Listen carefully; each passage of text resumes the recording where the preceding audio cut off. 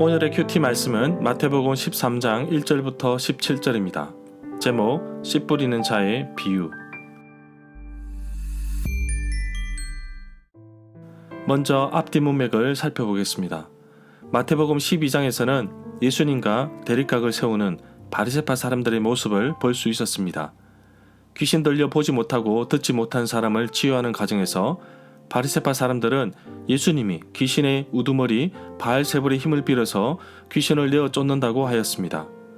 예수님이 논리적으로 반박하셨는데 또 몇 명의 서기관, 율법학자와 바리새파 사람들이 예수님께 표적을 보여달라고 하였습니다. 이렇게 병자를 고치는 것은 메시아만 가능한데 바로 메시아로 오신 그 증거를 보여달라는 것입니다. 예수님은 요나의 표적 외에는 보여줄 것이 없다고 말씀하십니다. 그러시면서 예수님은 요나보다 솔로몬보다 더 크고 위대하다고 말씀하십니다. 마태복음 13장은 씨 뿌리는 자의 비유가 나옵니다. 씨 뿌리는 자가 씨를 뿌릴 때에는 서로 다른 밭에 뿌려지지만 그 결과는 다르게 나타납니다. 예수님께서 이렇게 비유로 말씀하시는 이유는 복음을 듣고서 깨닫는 자들을 위해서입니다. 예수님 주변에 수많은 무리들이 따라다니지만 깨닫지 못하는 사람은 알 수 없습니다. 마태복음 13장 1절부터 52절의 말씀은 마태복음에서 세 번째로 나오는 연설문이라 봅니다. 이 연설문에서 말하는 내용은 다가오는 하나님의 나라에 대해서 그리고 예수님으로부터 이미 시작된 하나님 나라에 대해서 비유를 통해서 말씀하고 있습니다. 문단을 나눠보겠습니다. 1절부터 9절은 씨 뿌리는 자의 비유, 10절부터 17절은 비유로 말씀하신 이유. 1절에 보면 예수님께서 집에서 나오셔서 바닷가, 호숫가에 앉으셔서 많은 사람들에게 비유로 말씀해 주셨습니다. 네 가지 땅에 뿌려지는 씨 비유의 말씀은 마태복음 13장 1절부터 15절, 마가복음 4장 1절부터 12절, 그리고 누가복음 8장 4절부터 10절에 나옵니다. 바닷가는 갈릴리 호수를 말합니다. 이스라엘 땅 서쪽에는 지중해 바다가 있지만 성경에 나오는 바다는 갈릴리 호수를 뜻한다고 봅니다. 마태복음 13장 1절에서 가리키는 바닷가는 가버나움에서 가장 가까운 갈릴리 호수 쪽, 즉 갈릴리 호수의 서쪽 연안을 의미하는 것으로 봅니다. 예수님께서 앉으셔서 말씀을 가르치시는데 전형적인 유대인식 가르침의 방법입니다. 스승이 앉아서 가르치고 청중은 서서 듣습니다. 3절부터 9절에 보면 씨 뿌리는 비유를 말씀하시는데 여기서 씨는 보리와 밀이라고 봅니다. 그리고 18절에서 이어지는 이 비유의 설명에서 씨는 말씀입니다. 예수님께서 이 모든 것을 사람들에게 비유로 말씀하시고 비유가 아니면 아무것도 말씀하지 않으셨습니다. 4절에 보면 씨를 뿌리는데 어떤 씨는 길가에 떨어졌습니다. 그러자 새들이 와서 뿌린 씨를 쪼아 먹어버렸습니다.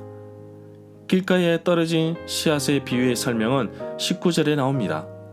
천국의 말씀을 듣고 깨닫지 못할 때 악한 자가 와서 그 마음에 뿌려진 것을 빼앗는다고 말하고 있습니다. 5절부터 6절에 보면 어떤 씨는 흙이 별로 없고 돌이 많은 돌짝밭에 떨어졌는데 곧 싹이 나지만 흙이 깊지 않아서 해가 뜨자 시들어 버렸고 뿌리가 없어서 곧 말라버렸습니다. 돌밭은 안반 위에 얇게 흙이 덮여있는 상태의 밭을 말합니다. 돌밭에 떨어진 씨에 대한 설명은 20절부터 21절에 나옵니다.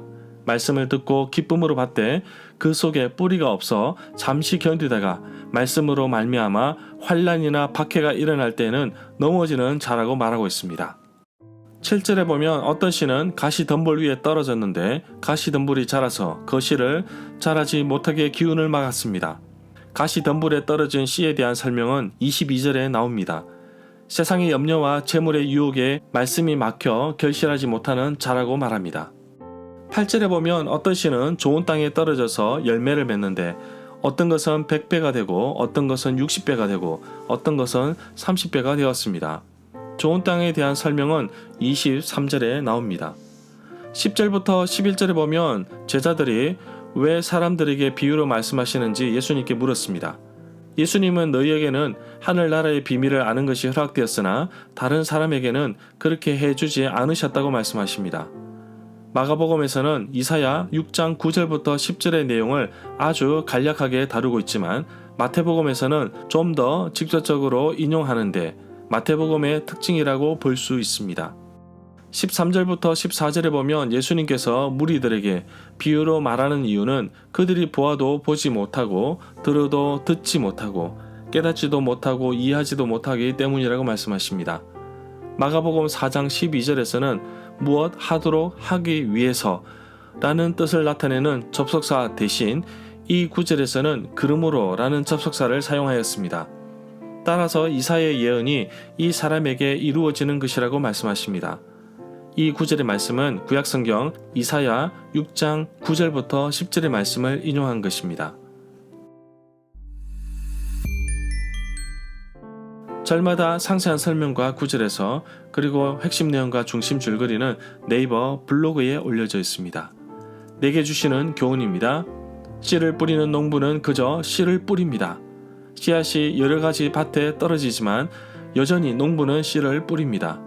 씨는 말씀이니 밭은 말씀을 받아들이는 사람의 마음이겠지요. 돌짝밭 같고 길가에 씨가 뿌려지더라도 농부는 계속해서 씨를 뿌립니다. 좋은 밭에 떨어지는 씨앗이 있기 때문이겠죠. 어쩌면 돌짝밭 같은 나의 마음에 다시 한 번 더 씨를 뿌려줍니다. 내 마음의 밭이 좋은 밭이 되기까지 기다리시는 것은 아닐까요? 길가에 뿌려진 씨앗은 새들이 와서 집어먹어버렸습니다. 나의 삶에서 말씀에 집중하지 못하게 하는 것이 발견되었다면 벗어나기를 원합니다. 돌짝밭 같이 힘들고 지친 환경에 있다면 벗어나기를 원합니다. 가시덤불 같은 걱정과 유혹이 있다면 벗어나기를 원합니다. 내 마음의 상태가 항상 좋은 밭이 되도록 나를 가꾸어야겠습니다. 좋은 밭이 되도록 나를 갈아엎어야겠지요. 농부는 농사철에만 씨를 뿌립니다. 기회가 자주 오지 않습니다. 내게 말씀의 씨앗이 뿌려질 때 내 마음이 좋은 밭이 되어 있도록 평소에 나 자신을 살피고 연단해야겠습니다. 오늘도 내게 뿌려주신 말씀의 씨앗이 잘 자라서 내 삶에 많은 열매가 맺히는 하루가 되기를 간절히 기대해 봅니다.